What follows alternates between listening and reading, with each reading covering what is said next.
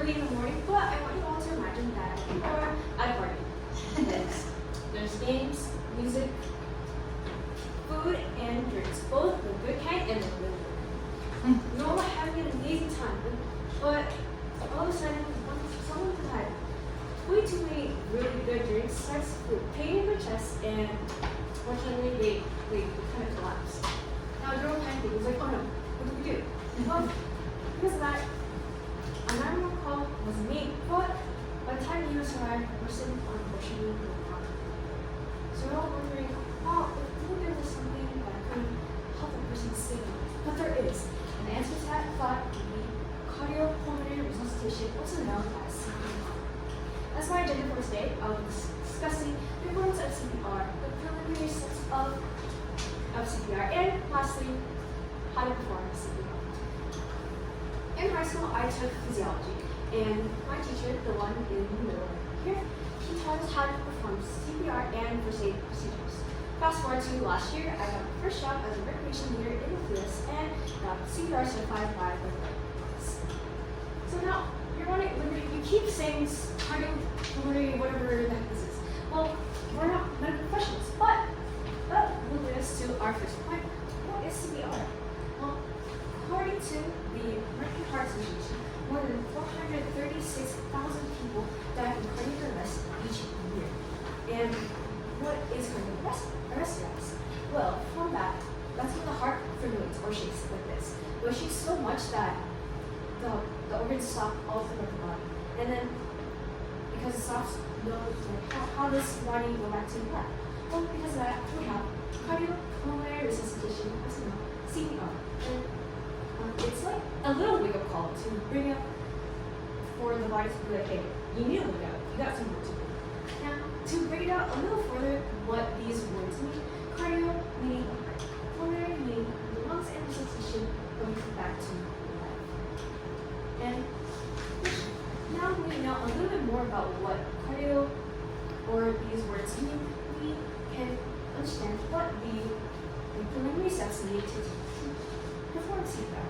We have check, call, and care. Well, for the preliminary steps, we're only going to check, and then if we need to go a little more further, then we have to call. Now, first step is we have to check the system is safe. So this video right here, I'm looking around.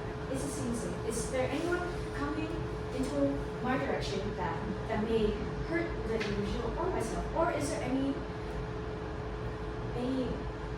flow of something coming to my direction? In this video, yes, the seat is safe. However, in this video, if you look at this, you see, yes, the seat is safe, but no, you see over here, the chairs are on the table, and if hypothetically, if there were to be an earthquake, then yes, the chairs may follow myself or the person. So the seat technically is not safe. After this video, I did put down the chairs. Now what happened? Well, from our hypothetical situation, our person kind of had too many of the really good drinks and passed out. So that's all we can figure out. And that's the touch. Can we wake them up? Can they respond to external stimuli coming close up? Also, another thing you do would be wake up, wake up, wake up. Are you okay? If she really loud, so can they hear? If that's not working, you would rub the sternum. The sternum is the bone that's right here in the middle of your chest, and usually when someone's passed out when you have too many drinks, then the pressure from the sternum will try probably wake them up. But if that also doesn't work, then we're going to do a head tilt chin lift. Head tilt chin lift is when you move the head, move backwards, and then you move the chin over here. Just to further the seat over here, but now, if the person is not breathing, can we also find a pulse through the carotid artery? The carotid artery is the seat over here. It's like at the bottom of your jawline, and then by the side of your here, and you can feel a pulse. Now, if there is no pulse, then oh no, this person probably needs CPR. So next, you have to call for emergency services. Now, on the official San Jose website, calling 911 would revert the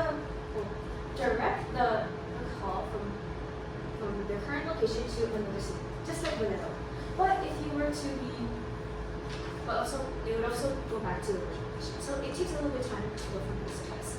Now, if you were to be in a specific city like San Jose, you can call 408-277-8911 for a very faster response. Now that EMS has been called, we have to perform CPR. Now, what do you see? Is a person laying flat? As you can see here, the person's laying flat on the floor. Classic. Now, this is very easy, but also it seems like a lot. But in COMM/CPR lecture by my physiology teacher, D. Newman, he says that we have to locate the xiphoid process. From here, I know it's a bit hard to see.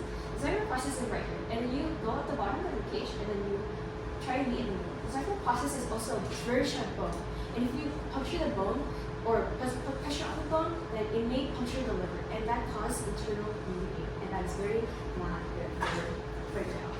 Then, lastly, you move your hands 2 inches up as the clip probably show is around 2 inches up, and then you interlock your fingers. And to better, or say you put here, and then put your other finger here, and that's how you interlock your fingers.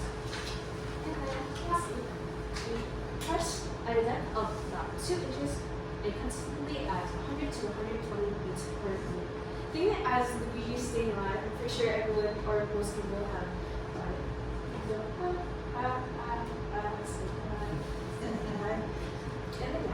and then you keep continuing compressions and very consistently. You generally do not stop unless the person wakes up, the seat is unsafe, and you mess up. And if you're tired, try and have someone else become it.